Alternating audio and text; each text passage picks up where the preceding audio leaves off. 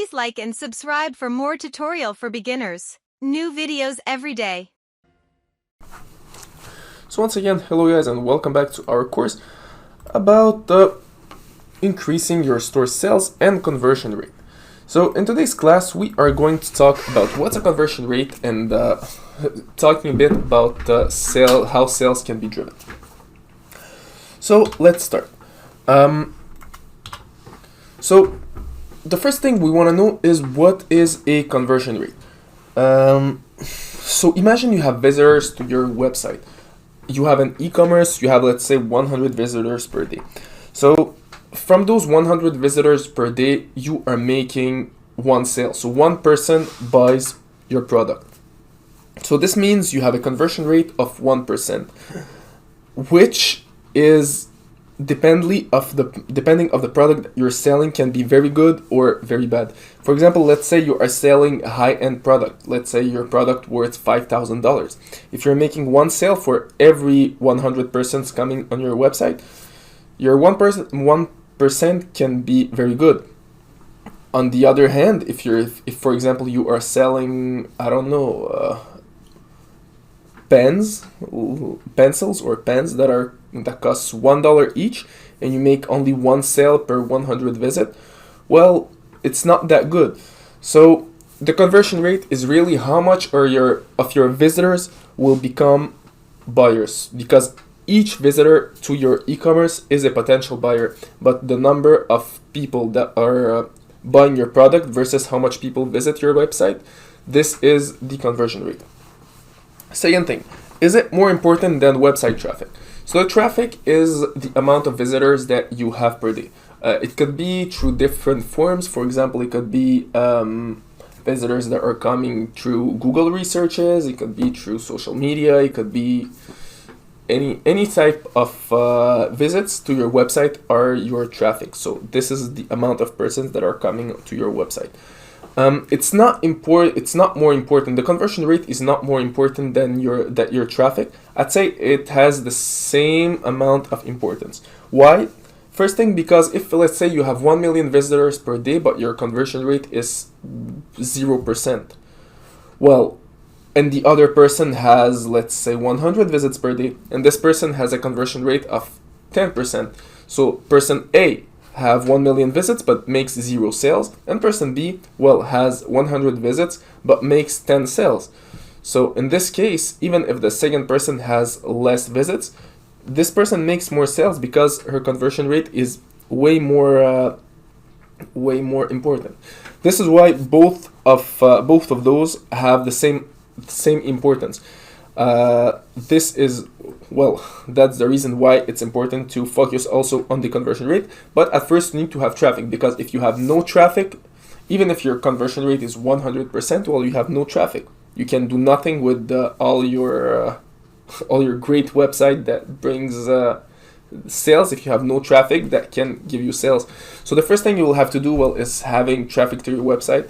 Let's say if you're able to make like even 10 persons per day, well, it's a good start for you, and from this amount, well, you can improve your website to improve your conversion rate. If for every 10 persons that comes to your website, you have one buyer, well, this means your conversion rate is 10%, which is really, really good in a lot of industries.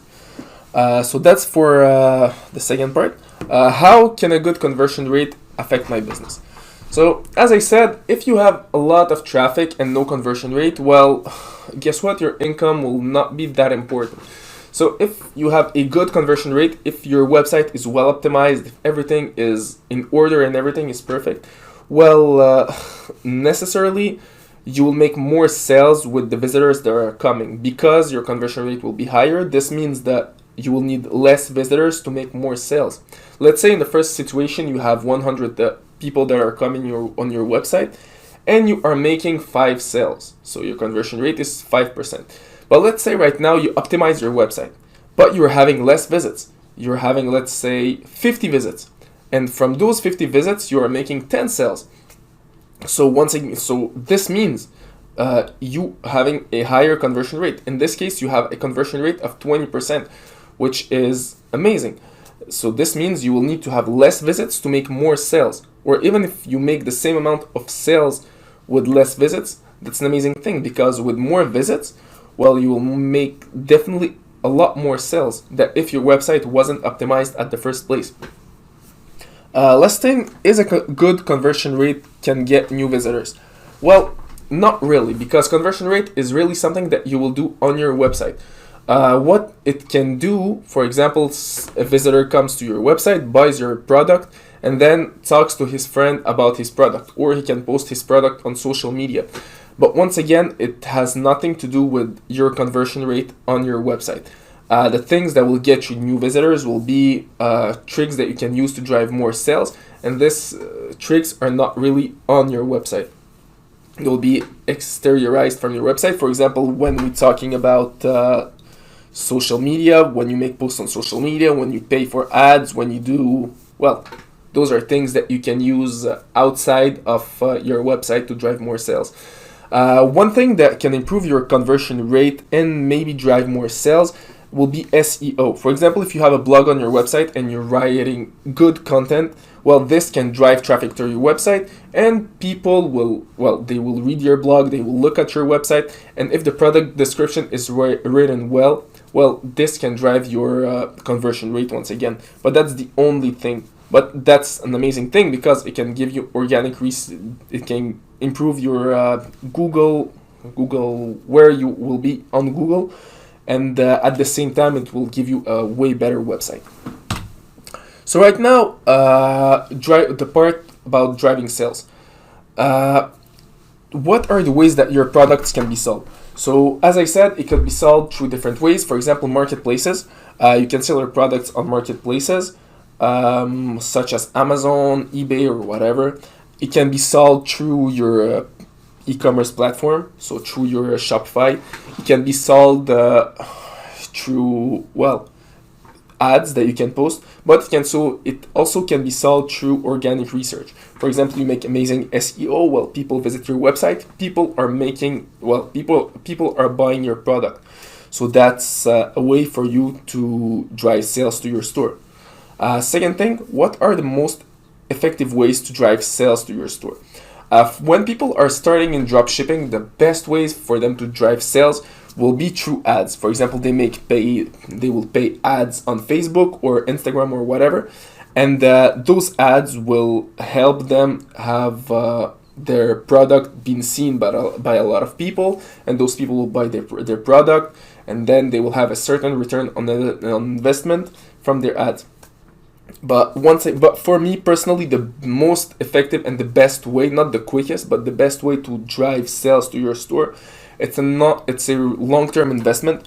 It will be SEO. So creating amazing content on your website, not only focusing on your product, because if you only focus on product and only have products, well, it can drive sales through ads and everything, but if you don't create amazing content, and when I say amazing content, it's not only on your website, so through SEO or whatever, it also has to be through social media. You will have to create a brand image. So let's say, for example, you are selling watches. So you don't only want to put watches on your website. You want to create, for example, a blog about watches and talk about all type of watches that exist and travel watches and whatever you want to write on your blog. This will create content. This will help you improve on your Google search. After that, you can create an Instagram, for example, for your watch store, and create a community beside your brand. So with that, you can also create a Facebook page. This will help you improve your community. And when people will buy your watch, well, they will feel that they just joined the community. They will feel a certain attachment to it.